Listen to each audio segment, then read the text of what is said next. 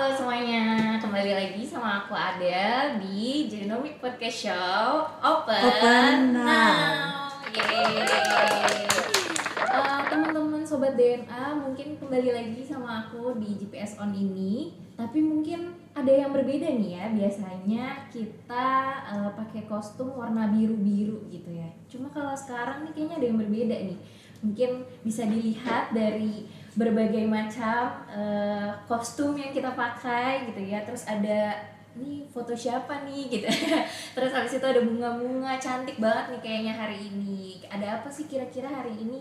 Jadi untuk GPS On kali ini kita lagi memperingati Hari Kartini, yaitu hari dimana adanya emansipasi wanita di Indonesia. Jadinya kita cantik nih berkebaya gitu ya. Tamu kita, guest kita juga hari ini yang belum aku kenalin itu juga cantik nih di sebelah aku gitu kan.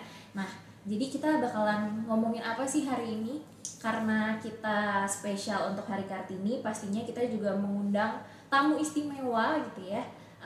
Kita bakalan ngobrol banyak sama salah satu wanita hebat, wanita keren di Indonesia, yaitu adalah salah satu ilmuwan saintis yang hebat di Indonesia, ada Prof. Herawati Sudoyo. Yeay. Oke, sebelumnya mungkin secara singkat siapa sih Prof.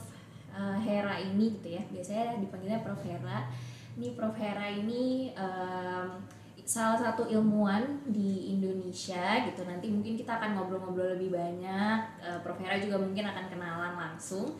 Nanti apa aja sih kiprahnya Prof. Hera di dunia ini, di Indonesia ini, untuk kemajuan sains dan kemajuan teknologi juga pastinya, ilmu pengetahuan di Indonesia gitu. Oke, mungkin kita langsung ngobrol aja kali ya. Halo Prof, halo, apa kabar? senang bisa jumpa. Oke, terima kasih banyak loh Prof. Hari Kartini. Iya, untuk Hari Kartini. Terima kasih banyak loh Prof udah mau hadir di sini.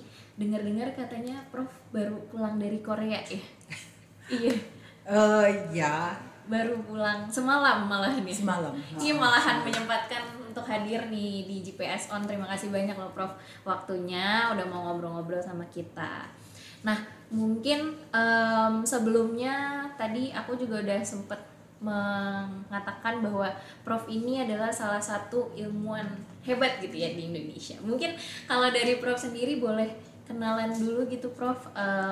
Prof Hera ini kesibukannya sekarang sedang di mana? Terus backgroundnya sebelumnya juga ngerjain apa aja sih Prof biasanya gitu? Oke, kalau pertanyaannya sekarang apa ya yang saya lakukan? Iya, kesibukan. Malam ini saya tuh akan pergi ke Timika. Jadi kemarin tadi malam saya baru pulang dari Jepang sebenarnya lewat Jepang. Korea. Okay. Tapi malam ini saya akan pergi ke Timika. Nah, untuk apa itu? Itu adalah bagian dari hobi. Hobi? Lebih ke hobi. Okay. Jadi bukan pekerjaan. Ini adalah sesuatu yang menyenangkan. Jadi itu kan sesuatu hobi ya. Untuk mempelajari manusia Indonesia. Nah, mempelajari manusia Indonesia itu bisa macam-macam, dilihat dari berbagai sudut, bekerja dengan banyak orang, menggunakan berbagai macam teknologi. Jadi itu adalah pekerjaan saya.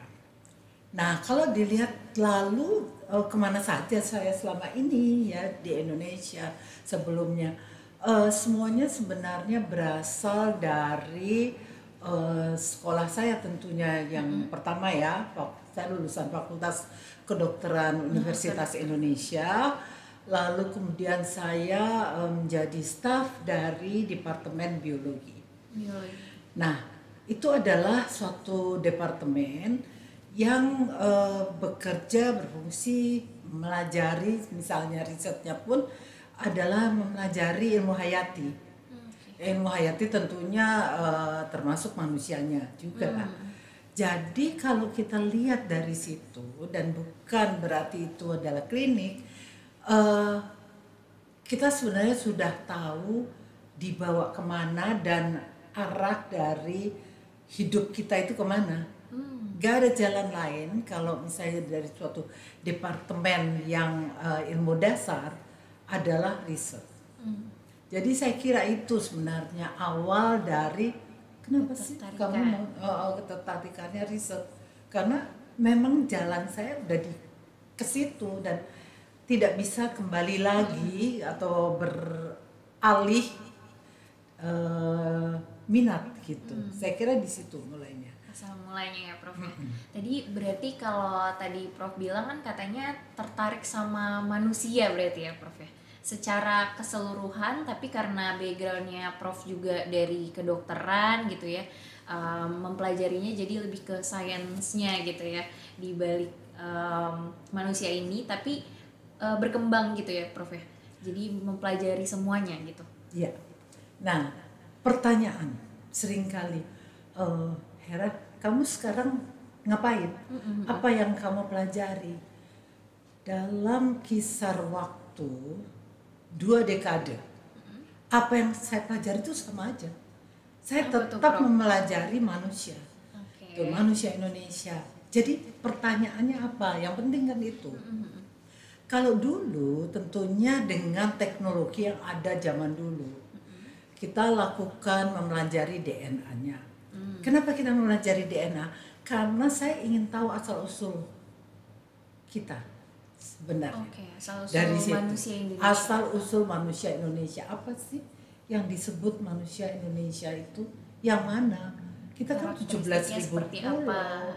Kita punya sekitar lebih dari 500 suku. Jadi yang mana yang kita sebut manusia Indonesia?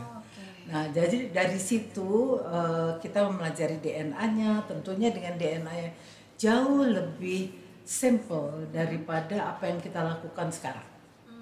Kalau sekarang misalnya semua orang bicara setelah COVID ya, bicara mengenai apa yang disebut WGS, Whole Genome Sequencing. Semua orang tahu mengenai itu. Publik juga tahu apa itu WGS. Tapi zaman dulu pada waktu saya mulai, saya bekerja dengan suatu DNA yang hanya diturunkan dari ibunya. Dari ibu kita. Gitu. Itu DNA mitokondria namanya. Itu bagian dari juga genom Indonesia manusia ya. Nah, dari situ dengan menggunakan itu kita sebenarnya bisa mempelajari migrasi perempuan di Indonesia. Di Indonesia saja tentunya tidak relevan buat dunia kan? Iya, betul. Ya, kita harus melihat dunia. Kita harus melihat asal usul kita dari mana. Jadi cerita dari Homo sapiens keluar dari Afrika itu sekarang sudah bisa diceritakan secara lengkap sampai dia kemana, sampai dia ke Pulau Paskah di dekat Amerika Selatan karena hasil-hasil kita juga. Riset DNA itu, Prof. Riset DNA Indonesia. Oh gitu? Iya, karena Indonesia kan besar banget. Besar banget, tapi nggak ada satupun orang dari kita yang ataupun asli data itu Indonesia ada. Padahal data itu kan di-share. Data DNA itu harus di-share dengan dunia. Sehingga kita semua dapat mempergunakannya untuk kesejahteraan umat manusia. Apapun juga pertanyaan ilmiahnya gitu.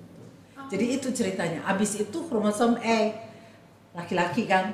Kalau perempuannya dari Afrika, laki-lakinya gimana? Nah, pendekatan yang sama kita lakukan juga gitu.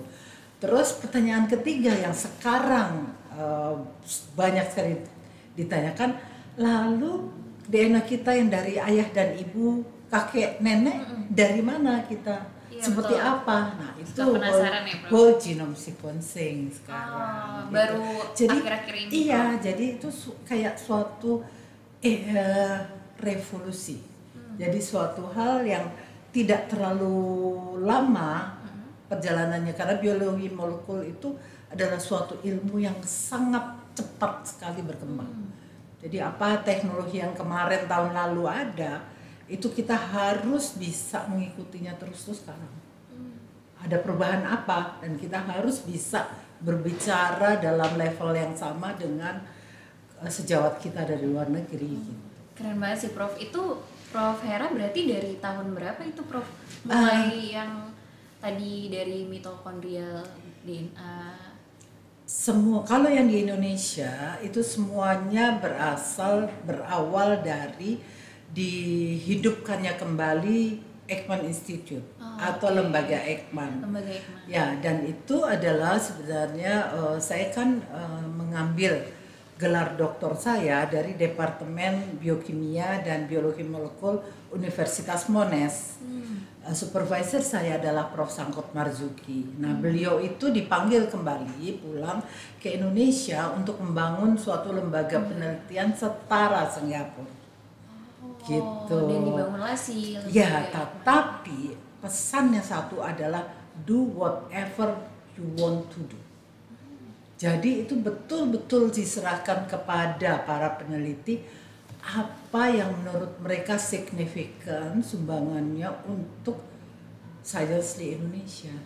Gitu. Jadi itu tadi semua penyakit-penyakit, mengetahui manusia Indonesia, penyakit-penyakit yang sangat relevan dengan Indonesia.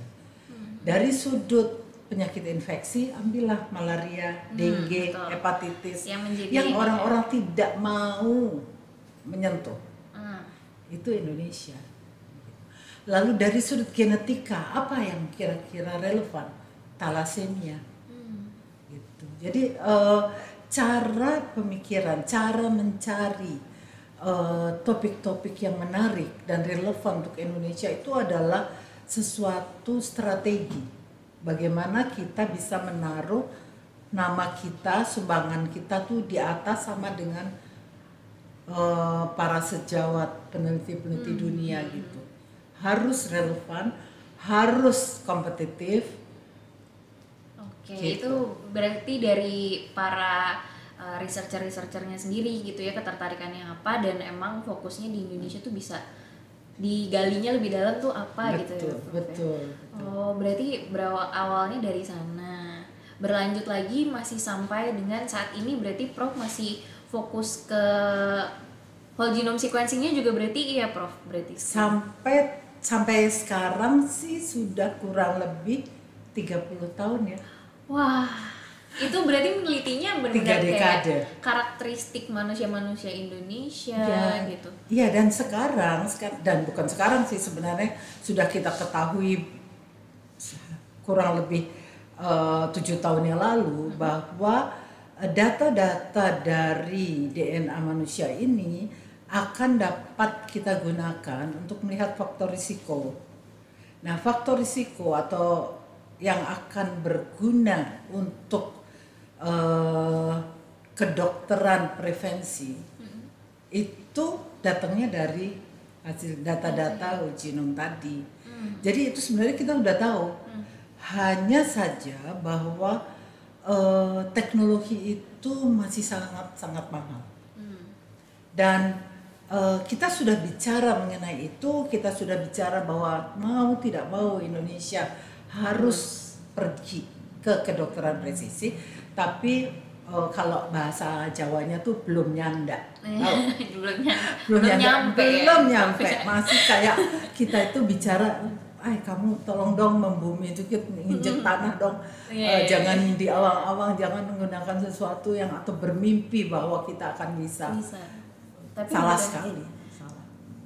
Tapi bukannya malahan kita harus bermimpi ya Prof. Exactly. Kita harus bermimpi dan kalau bisa kita mewujudkan mimpinya itu. Oke.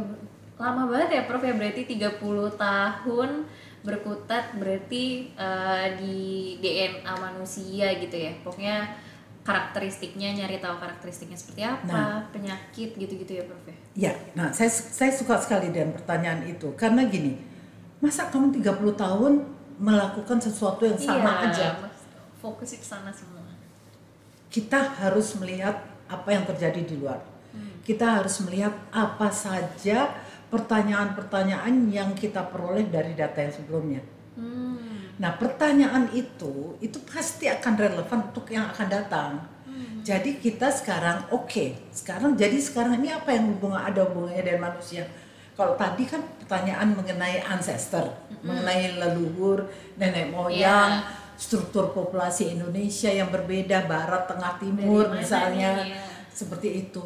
Tapi dari situ pun kita sudah bisa lihat bahwa masing-masing suku itu memiliki kerentanan maupun kepekaan terhadap obat terhadap infeksi. Jadi relevan nggak sih dengan sekarang? Sangat relevan. Contohnya apa? Ya contohnya misalnya ambillah COVID.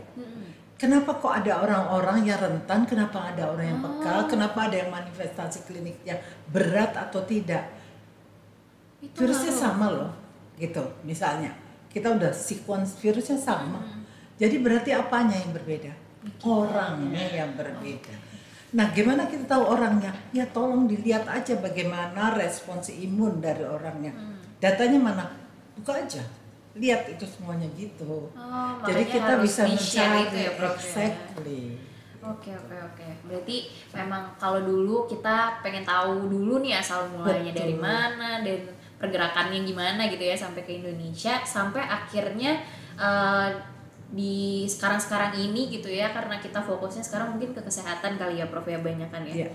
Penyakit gitu itu sangat relevan gitu ya. Makanya kalau ngomong 30 tahun mungkin masih panjang perjalanannya Prof ya. Betul sekali. Dan masih akan terus harus dieksplor gitu. Sekali. Contoh, sekarang orang itu mempelajari satu sel dalam tubuh kita. Kemarin kita mengambil jaringan biopsi, kita campur segala macam, isinya berapa sel itu? Gitu kan, jutaan, ribuan sel. Sekarang enggak, one single cell itu. Satu single cell itu bisa menyebabkan terjadinya misalnya spread of the disease dan sebagainya.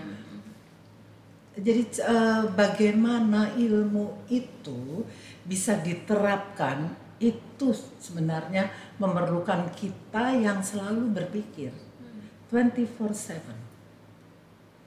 Karena seorang saintis harus berpikir terus seperti itu. Dari hasil yang ada harus dicari lagi. Betul. Gitu ya. Karena mungkin aku juga sering dengar tuh kan kayak semakin banyak kita tahu, semakin banyak yang kita nggak tahu gitu kan ya Prof ya.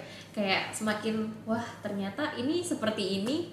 Pertanyaannya muncul banyak lagi gitu ya Prof yang perlu dijawab ya. Oke. Nah kalau misalnya kayak sekarang itu Prof Hera nih tadi kan hobi nih jadinya, udah bukan pekerjaan lagi ya Prof ya bagi Prof Hera ya.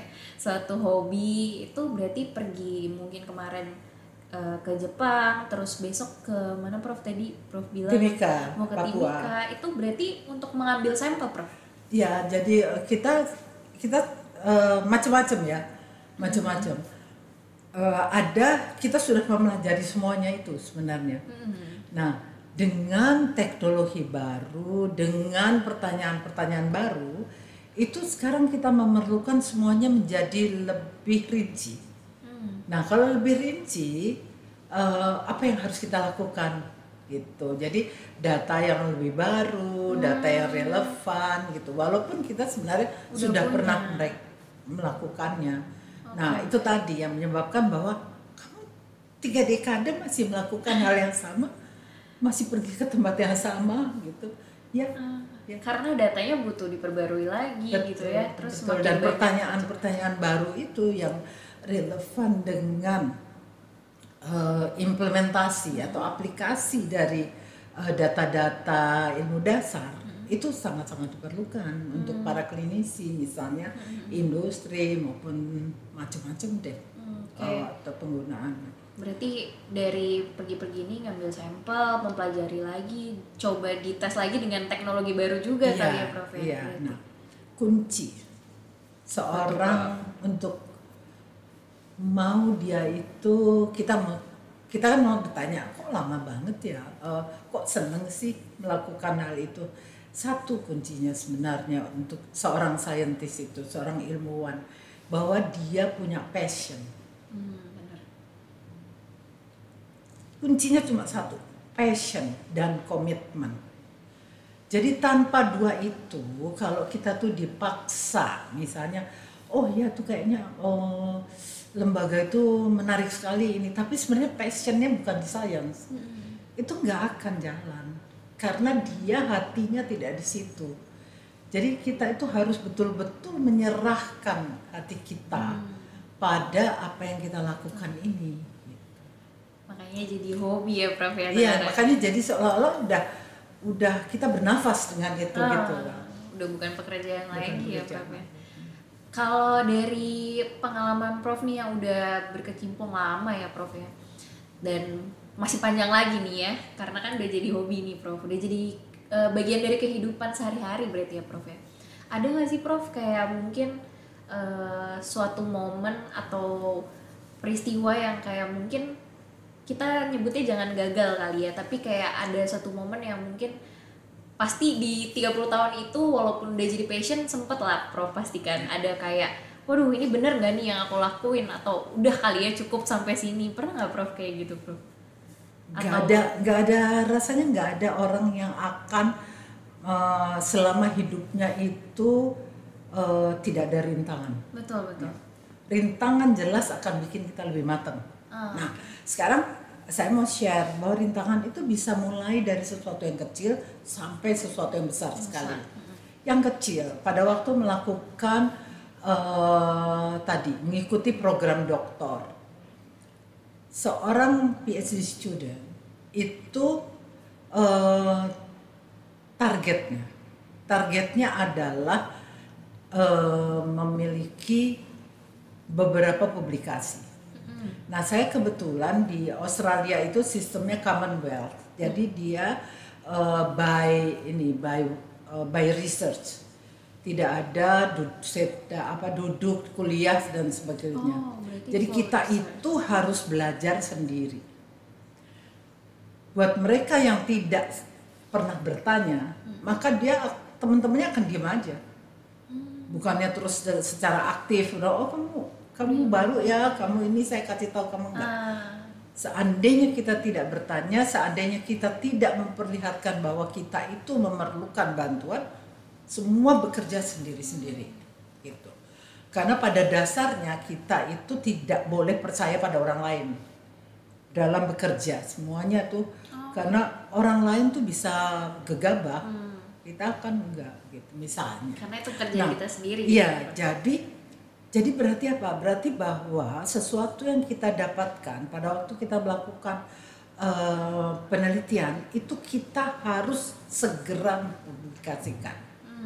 Nah pada waktu itu saya karena harus bekerja 3 proyek dalam satu proyek itu biasa kalau di sana. Kalau kita jadi nggak cuma satu gitu aja enggak, tapi ada 3 proyek in paralel, nulisnya terbengkalai, sudah dipublikasikan oleh orang lain, kompetitif. Jadi itu kompetitor kita. Yang Prof kerjakan. Yang aku kerjakan, gitu. Padahal itu sangat-sangat baru, gitu ya. Nah, collapse itu namanya. Berarti your PhD programs collapse.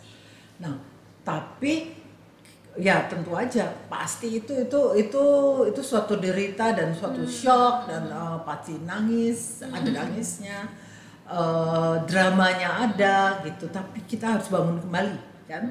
Jadi bangun kembali terus kemudian mencari bagaimana membuat hasil ini menjadi ada nilai tambahnya. Jadi berarti kan harus kerja lagi lebih cepat gitu. Publish udah gitu. Jadi malah justru tambahan dari yang sudah dipublish oleh orang lain, lab kompetitor kita sebelumnya. Itu suka dukanya. Seorang PhD zaman saya waktu itu 24/7 harus menaruh dirinya itu berpikir semuanya pada pekerjaannya, tidak pada yang lain-lain gitu. Jadi nggak pernah lihat yang lain-lain kecuali pekerjaan di lab terus sampai malam. Ya itu suatu suka dukanya ya.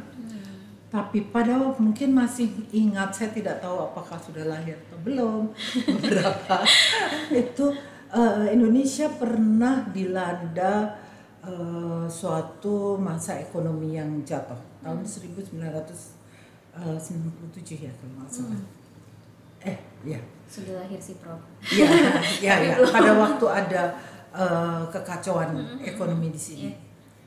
Itu harga-harga dan karena kolaps ekonominya, Jadi laboratorium itu tidak bisa membeli consumables dan bahan-bahan kimia yang harus kita pakai. Harganya 3 kali lebih mahal. Jadi apa yang harus dilakukan? Saya kebetulan adalah wakil direktur dari lembaga Eijkman, adalah semua berhenti bekerja dan semua duduk di mejanya masing-masing, lihat datanya, bikin papernya. Gitu. Oke. Lalu kita dapat, dan jadi kita dapat tekanan betul bahwa ini ada satu lembaga penelitian yang tidak bisa survive karena tidak bisa membeli consumables yang kita perlukan. Datang telepon dari Singapura, pemerintah Singapura, dan melalui Institute for Molecular and Cell Biology. Itu adalah institut atau lembaga penelitian yang menyebabkan Pak Habibie ingin punya ada satu di Indonesia. Mereka bilang ke direktur lembaga Eijkman, Prof. Sangkot, ambil, jadi pilih orang-orang terbaik di tempatmu, pindahkan semua ke Singapura. Saya kasih kamu lab, everything, semua di sana. Nah sekarang tinggal dari kita sendiri kan, mau atau tidak? Mau nggak kita meninggalkan lembaga yang dilahirkan, maksudnya kita lahirkan, kita buat semuanya terus sampai menjadi itu, atau jadi abandon the ship namanya, kita biarkan dia tenggelam, atau kita bertahan dan kemudian nggak tahu membangun kembali supaya bagaimana caranya mendapatkan dana-dana tidak dana pemerintah. Jadi itu tadi, itu hal yang berat sekali tapi kita bertahan di sini. Nah itu menurut saya itu sesuatu yang menjadi pemicu buat kita bahwa Singapura aja mau mengambil kita semua, hampir ilmuwan kita, memindahkan kita semua ke sana, membuat satu laboratorium baru dengan proyek-proyek kita. Jadi bagaimana tadi itu sangat mengharukan, sangat mengharukan bahwa tetangga kita menghargai apa yang dimiliki. Iya, jadi itu sih. Selebihnya menurut saya lebih banyak sukanya daripada dukanya. Oke, malahan itu kayak gitu-gitu malahan membangun motivasi lebih kali ya Prof ya, berarti ya malahan. Jadi kayak gimana caranya supaya bisa tadi kalau misalnya dari pas lagi Prof lagi ngambil doktor, berarti gimana caranya supaya bisa lebih cepat mengerjakannya, publish papernya gitu ya, terus bisa lebih improve apa yang bisa dikerjakan dari project yang sekarang gitu.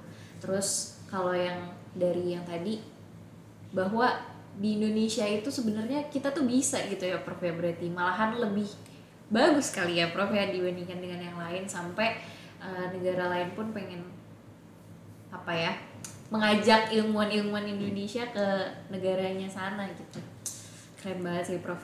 Kalau dari semuanya itu, kalau Prof Hera, mungkin yang dari Prof Hera sendiri, menurut Prof Hera yang pencapaian yang paling besar sampai saat ini apa nih Prof? Kalau buat saya sebenarnya saya kebetulan banyak berkecimpung dalam kegiatan untuk meningkatkan kemampuan perempuan peneliti, meningkatkan kemampuan mereka dalam meneruskan kegiatan penelitiannya setelah mendapatkan PhD-nya atau pada waktu mereka melakukan program doktornya. Jadi apa yang pasti membahagiakan kita adalah berapa banyak sekarang peneliti perempuan gitu di Indonesia. Peneliti perempuan itu meneliti perempuan peneliti Indonesia yang bertahan dan mencapai jabatan di tingkat yang tinggi. Gitu. Saya kira semua orang yang senior akan bahagia kalau dia bisa melihat bahwa generasi yang akan datang itu adalah generasi penerus yang dia bina. Itu berarti suatu pencapaian ya Prof? Itu pencapaian buat saya. Kalau ngomong-ngomong Prof, karena kita juga lagi spesial Hari Kartini, kita ngomongin emansipasi wanita. Tadi Prof juga udah mention spesifik pengen membina peneliti perempuan ya gitu. Iya benar ya, peneliti perempuan. Perempuan peneliti. Nah, kalau dari Prof sendiri, menurut Prof sekarang keadaannya gimana sih Prof kalau untuk perempuan peneliti di Indonesia? Apakah mungkin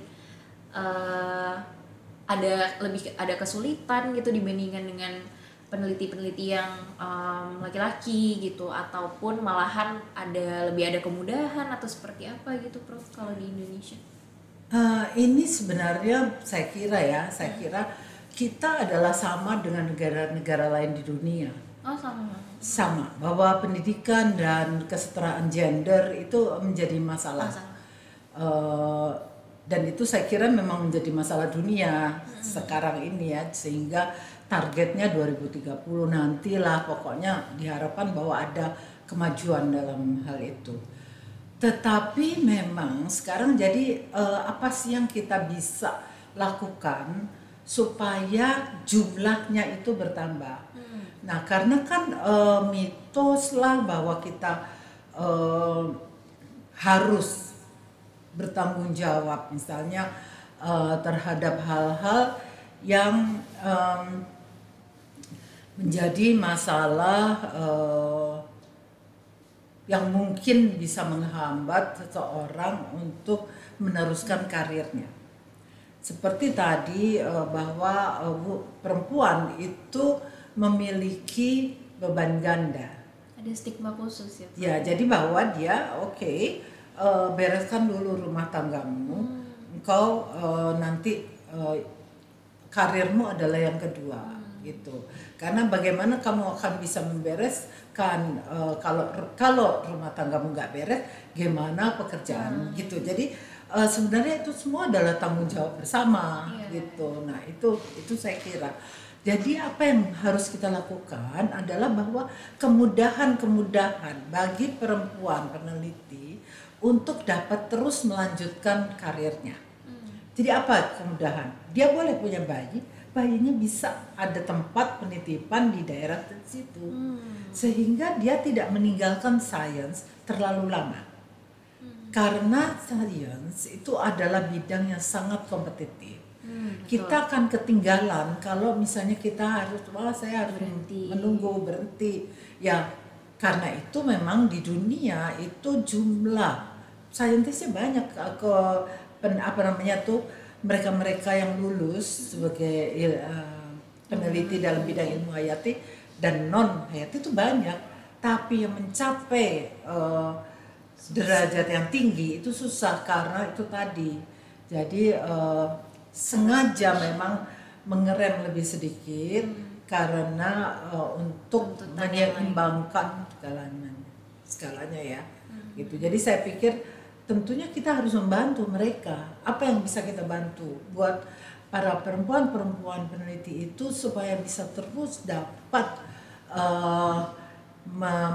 karena dia harus tetap mempertahankan karirnya dalam sains.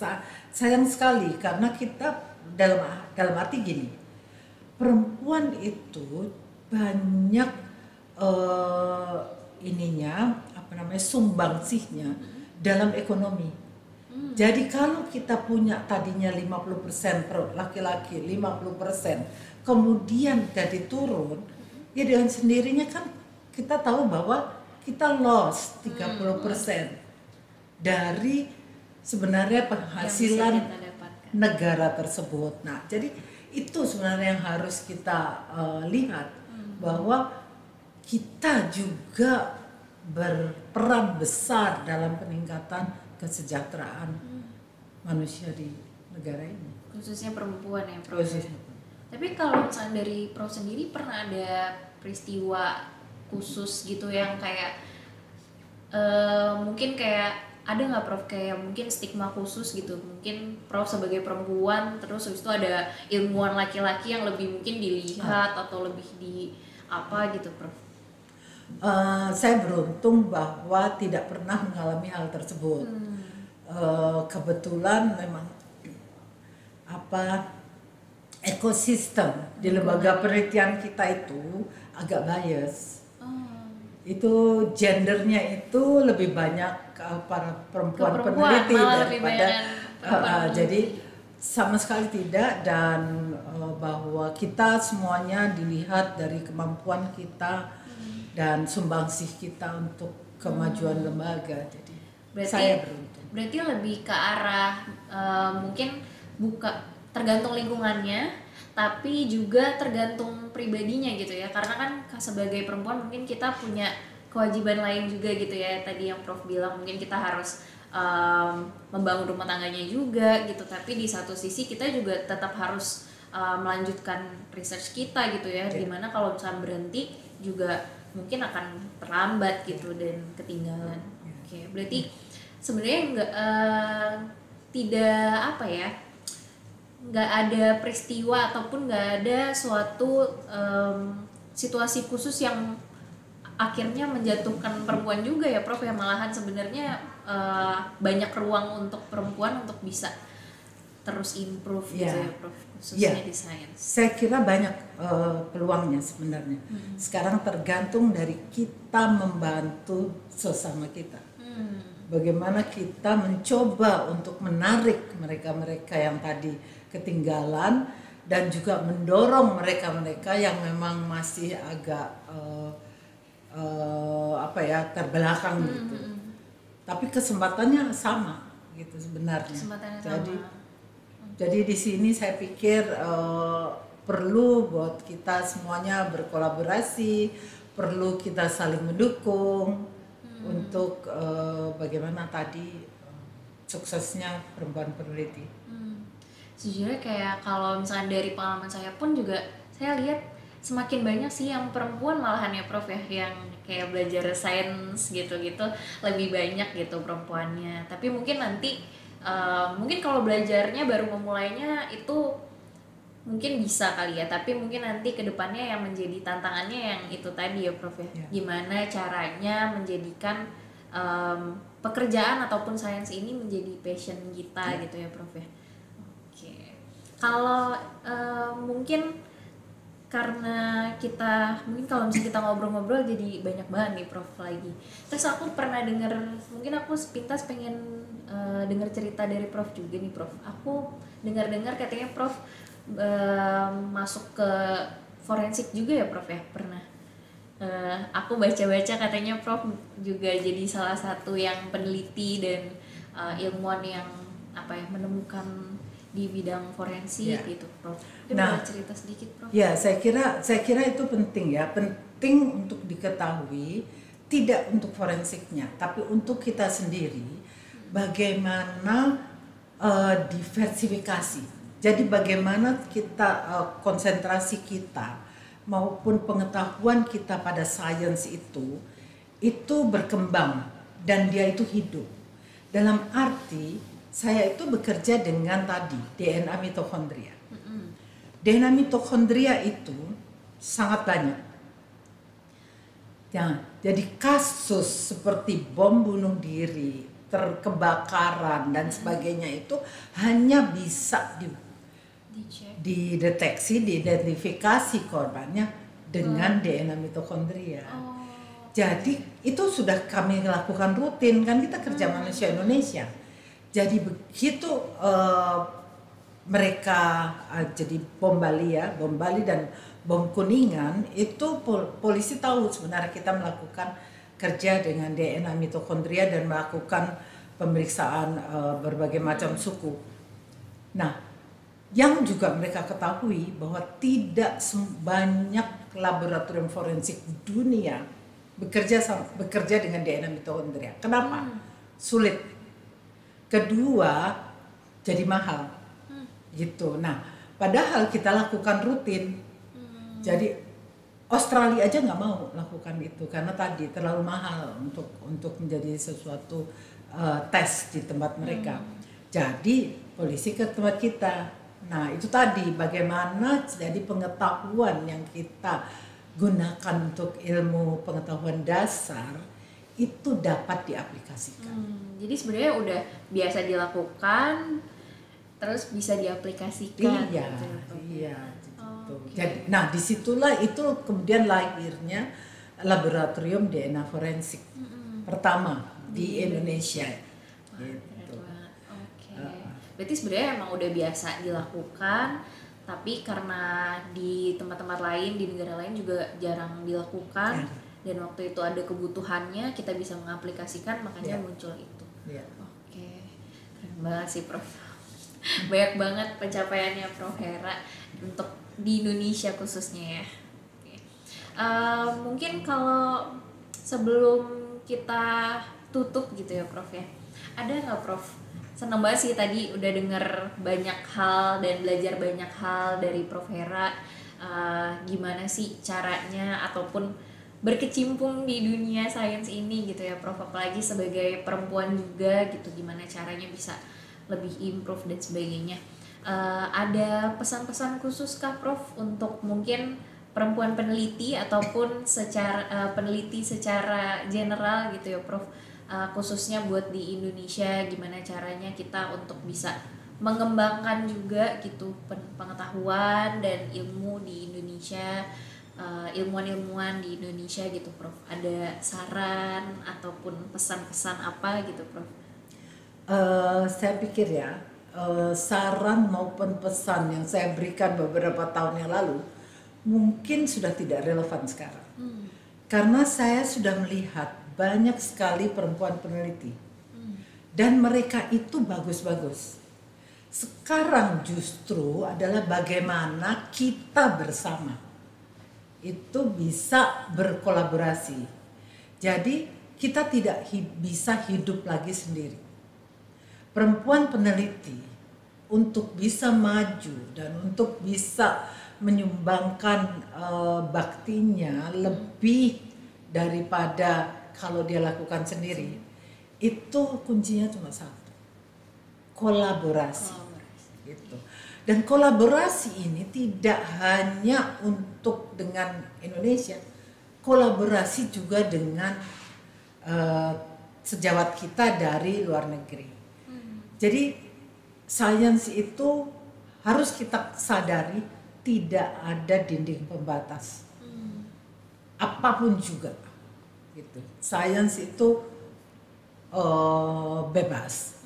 Nah, saya pikir bagaimana sekarang pesannya tadi tentunya adalah bahwa komitmen dan passion itu dua kunci kesuksesan kita. Tapi sekarang ini ditambah dengan kita harus berkolaborasi. Dan kolaborasi tidak dalam bidang ilmu kita sendiri, tapi juga bidang ilmu lainnya. Apalagi buat kita-kita atau mereka-mereka yang bekerja dalam bidang kesehatan kedokteran. Kita harus melakukannya secara holistik. Jadi kita betul-betul melihat manusia itu seutuhnya, bukan organ-organ. Gitu. Dari berbagai macam. Dari berbagai macam perilaku, lingkungan, sosial, ekonomi, semuanya akan sebenarnya menjadi satu dan akan membuat suatu hasil yang sangat-sangat berguna untuk semuanya. Itu Kari. Menarik sih Prof. Tapi ada nggak sih Prof, ini aku jadi tertarik lagi nih Prof untuk mengulik dikit. Ada nggak sih Prof kayak, kan tadi sebenarnya harus sharing ya gitu. Maksudnya sains itu menurut saya pun juga kita harus berbagi dan open itu ya tadi ya Prof, nggak boleh ada batasan-batasan gitu. Karena dengan kita berkolaborasi malahan mungkin semakin banyak yang kita temukan gitu. Tapi pada kenyataannya mungkin akan sulit juga nggak sih Prof, atau kenyataannya gimana sih Prof di luar sana? Apakah memang biasanya ilmuwan-ilmuwan kan ada apa ya, gengsi khusus sendiri ya, kompetisi. Kompetisi khusus yang dimana dia pengennya ya ini saya yang nemuin gitu kan, atau misalnya menemukan hal baru, ini saya yang mau nemuin, nggak mau nih saya bagi-bagi nih ke yang lain gitu, nanti malahan diambil misalkan dan sebagainya gitu. Sebenarnya gimana Prof? Sains itu dibangun berdasarkan kepercayaan, trust. Jadi kalau tidak ada trust di antara kita, nggak usah ada suatu kolaborasi dengan Anda. karena trust yang kita lakukan. Karena itu dan itu trust itu berarti individu ya, bukan institusi, individu sendiri. Nah, jadi kita sekarang harus tahu sendiri mana yang akan menjadi kompetitor kita atau mana yang akan menjadi kolaborator kita. Tentunya kita tidak bisa melakukan kolaborasi dengan semuanya, itu tidak etikal. Kalau ada 3 orang sama melakukan hal yang sama, terus kita berkolaborasi dengan tiganya, tidak etikal. Karena kan kita kayak apa ya, mengambil opportunity ya, semuanya mau gitu, padahal nanti hasilnya sama gitu. Kita harus menentukan sikap, ada etika, ada code of conduct, jadi ada kode-kode yang harus kita ambil sebagai peneliti. Oke, gitu. Berarti selain memang harus berkolaborasi, tapi tetap harus ada itu ya Prof, trustnya, code of conduct-nya seperti apa. Oke, tapi terakhir nih Prof, mungkin kalau Prof Hera sendiri ngelihat perkembangan di Indonesia nih ke depannya gitu ya, in the future gitu, apakah menjadi semakin baik atau gimana nih Prof ngelihatnya untuk sains dan ilmuwan di Indonesia? Saya nggak bisa melihat itu dan menggambarkan sesuatu yang belum jelas ya, dan yang sangat bergantung pada dana-dana yang rutin. Nah, sekarang ini saya kira dan suatu lembaga penelitian yang sehat itu dananya tuh harus 50% pemerintah, 50% grant. Jadi dia itu bisa akan hidup dari situ. Nah, tentunya kalau saya lihat makin banyak mereka-mereka yang masih tetap berkolaborasi seperti itu bisa membuat suatu proposal bersama dan grant yang saya kira dana-dana hibah, dana itu makin lama makin banyak. Tapi yang tentunya kita harus lihat adalah bahwa proposal maupun usulan penelitian kita kan harus sesuai dengan mereka penyandang dana tersebut. Jadi jangan salah kirim. Gitu. Kuncinya kan itu, bagaimana kita tahu maunya penyandang dana itu. Nah, kalau waktu zaman saya masih mahasiswa, itu ada orang-orang yang memang, tau nggak, yang namanya, jadi dia tuh punya grant manship. Jadi kayak memang dia adalah ahli membuat tadi. Pokoknya semua hasil-hasilnya dia itu dia bisa pakai untuk aplikasi untuk grant yang akan datang gitu. Ada yang nggak bisa nulis sama sekali gitu, walaupun dia bagus. Dan dia yang nggak bisa nulis itu kan berarti dia totally dari bulk grant. Jadi dana dari lembaganya gitu. Itu biasanya nggak survive lah, nggak lama bisa bertahan seperti itu. Yang bisa bertahan adalah individu-individu yang cemerlang, yang terus ini gimana cara aplikasinya gitu ya Prof ya. Terus dari tadi ya cari dananya seperti apa. Berarti kedepannya harus tergantung dari ini, melihatnya nih dari penyandang dananya seperti apa, dari pemerintah juga kebutuhannya dan mendukung sains di Indonesia seperti apa begitu ya Prof ya. Oke, baik. Mungkin segitu dulu kali ya kita ngobrol-ngobrolnya Prof, udah cukup banyak nih. Nanti kalau misalkan ada waktu kembali mungkin kita akan dengan senang hati banget lagi ngobrol-ngobrol sama Prof Hera, setelah mungkin nanti Prof Hera udah menemukan lagi nih sesuatu apa yang baru, update-update yang baru. Boleh banget nih Prof, nanti kita undang kembali ya Prof ya. Semoga mau datang kembali dan ngobrol-ngobrol lagi sama kita. Terima kasih banyak waktunya udah mau datang nih ke GPS, terus udah mau ngobrol juga, mau sharing tentang pendapatnya. Semoga ilmuwan-ilmuwan khususnya perempuan peneliti di Indonesia, dengan adanya mungkin kalau dulu situasinya berbeda ya, makanya kita punya Ibu kita Kartini gitu ya, yang mengemansipasi wanita termasuk khususnya di bidang sains nih, sampai akhirnya seperti yang tadi kita udah dengar juga dari Prof Hera, semakin berkembang ya Prof ya. Perempuan peneliti di Indonesia semakin berkembang juga, pengetahuan dan sains di Indonesia, ilmu pengetahuannya. Jadi semoga itu bisa terus berkembang. Pemerintah juga semoga semakin mendukung penyandang-penyandang dana yang lain, private sector, adanya kolaborasi itu juga sangat dibutuhkan gitu. Semoga bisa semua terlaksana, dan terima kasih juga nih Prof Hera, semoga semakin bahagia dan selalu giat untuk hobinya Prof. Bentar lagi besok langsung pergi lagi ke Timika ya Prof ya. Semoga bisa mendapatkan sesuatu yang menarik lagi nih Prof, yang bisa di-sharing juga ke Indonesia, ke teman-teman yang lain, ke sobat-sobat DNA yang bisa berguna pastinya. Terima kasih banyak Prof Hera. Nanti kita ketemu-temu ngobrol-ngobrol lagi ya Prof ya. Terima kasih banyak Prof. Nah, terima kasih banyak juga buat sobat DNA yang udah nontonin dan dengerin kita ngobrol-ngobrol hari ini. Untuk episode kali ini Genomic Podcast Show now close. Thank you. See you di episode selanjutnya.